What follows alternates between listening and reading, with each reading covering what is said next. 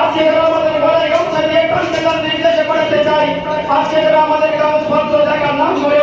ভয় দেখিয়ে বিদেশি বলে পরদেশের কাছে আখ্যায়িত করতে চাই, তাদেরকে জানবার দরকার যে এই ভারতবর্ষের মাটির জন্য ওই দিল্লির রাজপথ আজ সাক্ষী রয়েছে। এই ভারতবর্ষের মাটিকে স্বাধীন করানোর জন্য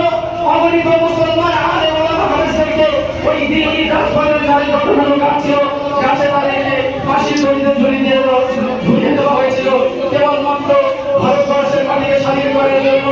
ভারতবর্ষের মাটিকে ভালোবাসার জন্য, এই ভারতবর্ষকে কঠিন ব্রিটিশ ব্রিটিশদের কাছ থেকে মুক্ত করানোর জন্য। সুতরাং মুসলমান সমাজের গায়ে রক্তের গন্ধ আজও যদি আমার পায়ের নিচের মাটি মুছে তাদের কাছে সুবিধা হবে, আমি শুনতে পারবো মুসলমান সমাজের গায়ে রক্তের গন্ধ